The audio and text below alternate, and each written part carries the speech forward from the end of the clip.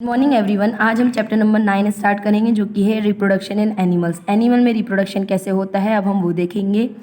तो on the important characteristics of living being one of the important characteristics of living organism is giving birth और to offsprings. जो main important characteristic होता है living organism में वो क्या होता है कि वो अपने ऑफस्प्रिंग को बर्थ देते हैं। Life would not be possible on the earth if plants and animals did not reproduce to produce their offspring. Life possible नहीं होगी अर्थ पे अगर जो प्लांट्स और एनिमल्स हैं वो अपने ऑफस्प्रिंग को बर्थ नहीं देंगे। तो about reproduction in plants we have studied in previous class. हम प्लांट्स में रिप्रोडक्शन के बारे में क्लास 7th में ऑलरेडी पढ़ चुके हैं। But how to animals reproduce. अब हाँ, एनिमल्स कैसे रिप्रोड्यूस करते हैं। Do all the animals have same way of reproduction. क्या सभी एनिमल्स का सेम वे होता है रिप्रोडक्शन का। No animals also reproduce differently as the plants do. Animals भी अलग अलग तरीके से रिप्रोडक्शन करते हैं जैसे कि प्लांट्स में होता है। Let us discuss about reproduction in animals. अब हम एनिमल्स में रिप्रोडक्शन के बारे में पढ़ेंगे। तो हमारा टॉपिक क्या है, reproduction. So the process by which an organism is able to produce more of its own kind is known as reproduction. एक ऐसी प्रोसेस जिसमें ऑर्गेनिज्म एबल हो जाता है अपने ही एक ही प्रकार के और भी ज़्यादा ऑर्गेनिज्म को प्रोड्यूस करने में, इसको बोलते हैं हम reproduction. It is one of the most important characteristic of living organism. ये बहुत ज़्यादा इंपॉर्टेंट कैरेक्टरिस्टिक होती है लिविंग ऑर्गेनिज्म की, as it ensures the continuation of similar kind of individual. क्योंकि ये हमारा सुनिश्चित करती है जो कंटिन्यूशन होता है सिमिलर काइंड के इंडिविजुअल्स का, उनकी जनरेशन आफ्टर जनरेशन, जनरेशन प्रति जनरेशन की। Therefore reproduction helps in maintaining continuity of life. ये हमारी लाइफ की कंटिन्यूटी बनाए रखने में हेल्प करती है। Increasing the population of any species, किसी भी एक प्रजाति की पॉपुलेशन को बढ़ाने में। Therefore by reproducing a living organism can be sure that there is another individual of its own kind. Reproduction से एक ऑर्गेनिज्म में इतनी श्योरिटी आ जाती है कि उसी के जैसे और भी इंडिविजुअल हैं उसके पास, to take its place when it dies, जब उसकी प्लेस लेने के लिए जब वो मर जाए। In this way the species generate guarantees it's survival. इसी वजह से जो स्पीसीज की सर्वाइवल है उनकी गारंटी मिल जाती है। Reproduction in animals. Reproduction animals में कितने प्रकार का होता है हमें ये देखना है। Just like plants animals also reproduce by 2 modes. Plants के जैसे ही एनिमल्स में भी 2 प्रकार का रिप्रोडक्शन होता है। पहला होता है सेक्सुअल, दूसरा होता है sexual. Asexual reproduction. In asexual reproduction only one parent is involve. Asexual reproduction में सिर्फ एक पेरेंट इन्वॉल्व होता है। This is common method of reproduction in microscopic and small animals. ये कॉमन मेथड होती है रिप्रोडक्शन की माइक्रोस्कोपिक एनिमल्स में और स्मॉल एनिमल्स में। For example animals like hydras and amoebas, bacteria and fungi exhibit asexual reproduction. ये सब क्या करते हैं, सेक्सुअल रिप्रोडक्शन करते हैं। Asexual reproduction is also of following types. Asexual reproduction के भी बहुत से टाइप्स होते हैं। पहला है binary fission. It is the simplest and fastest mode of reproduction. ये सिंपलेस्ट और फास्टेस्ट मोड होता है रिप्रोडक्शन का। In binary fission an organism splits into 2। Binary fission में एक ऑर्गेनिज्म 2 पार्ट में डिवाइड हो जाता है। फॉर एग्जाम्पल यूनिसेल्युलर ऑर्गेनिज्म अवीवा reproduces by this mode. For example के लिए जो यूनिसेल्युलर ऑर्गेनिज्म होता है जैसे कि अमीबा, वो रिप्रोड्यूस करता है इसी मोड से। The nucleus of the cell divides into 2। जो न्यूक्लियस होता है सेल का वो 2 में डिवाइड हो जाता है। Followed by the division of cytoplasm, और इसी के साथ साथ साइटोप्लाज्म का भी डिवीजन हो जाता है। And then the cell splits into 2 daughter cells. और इसके बाद जो सेल होती है वो 2 डॉटर सेल में क्या हो जाती है, स्प्लिट हो जाती है, टूट जाती है। Each daughter cell receives 1 nucleus, और प्रत्येक डॉटर सेल के पास एक न्यूक्लियस बन जाता है। These daughter cells gradually grow, ये ग्रेजुअली ग्रो कर जाती हैं। And develop into adult individuals, और अडल्ट इंडिविजुअल्स बन जाती हैं। नेक्स्ट है बडिंग।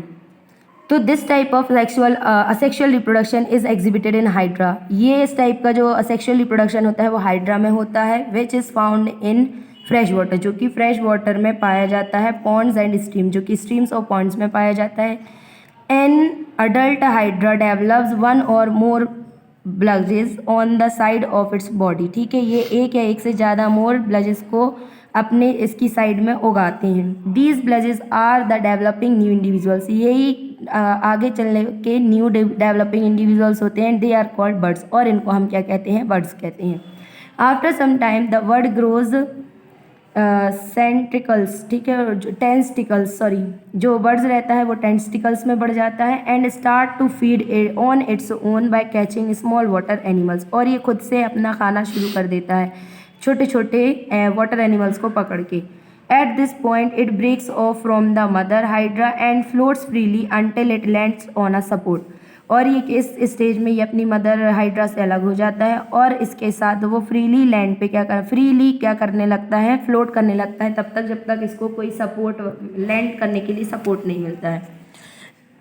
फिर आता है enrich your knowledge, the story of Dolly the clone. जो डॉली है उसके क्लोन के बारे में हमें पढ़ना है। तो cloning is a process of creating an extract copy of biological entity. Cloning जो प्रोसेस होती है वो क्या होती है, एक एग्जैक्ट कॉपी, बायोलॉजिकल एंटिटी की एग्जैक्ट कॉपी बनाने की जो प्रोसेस होती है उसको हम क्या बोलते हैं, क्लोनिंग। अ सेल, टिश्यू और अ कंप्लीट ऑर्गेनिज्म असेक्सुअली, और ये एक सेल, टिश्यू या फिर एक कंप्लीट ऑर्गेनिज्म को असेक्सुअली ये क्या करती है, क्रिएट करती है। The copied material which has the same genetic makeup as the original.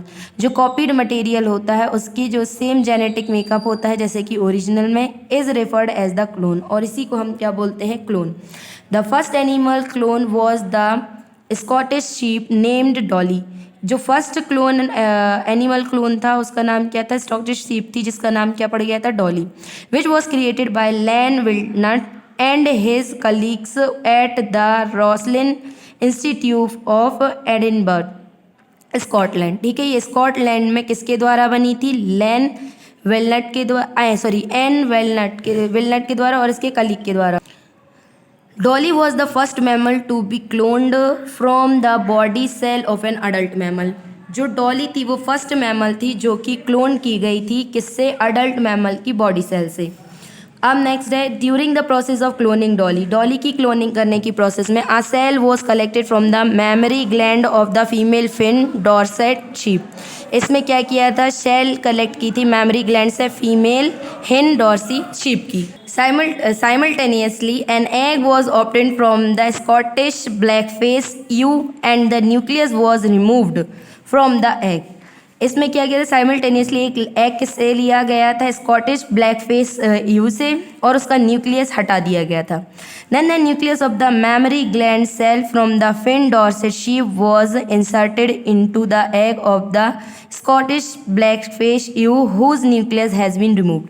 फिर इसके बाद क्या कर दिया था, न्यूक्लियस जो मेमरी ग्लैंड सेल थी ना फिन डॉर्सेट शीप की, उसका न्यूक्लियस इसमें डाल दिया गया था, उस न्यूक्लियस की जगह जो हमने निकाल दिया गया था। The egg thus produced was implanted into the Scottish ब्लैकफिश ewe, और ये किस में डाल दिया था, उसके एग को उसमें इम्प्लांट कर दिया गया था, किसमें, स्कॉटिश ब्लैकफिश ईव में। This egg was developed in its वॉर्म normally and finally Dolly was born, और ये एग वैसे ही नॉर्मल डेवलप किया उसके वॉर्म में और उससे फाइनली डॉली का जन्म हुआ। Although it was given birth by Scottish ब्लैकफिश ewe but it did not show any resemblance of Scottish black face. ये भली उसके पेट से जन्मी थी लेकिन उसमें कोई भी कैरेक्टरिस्टिक उसके नहीं थे।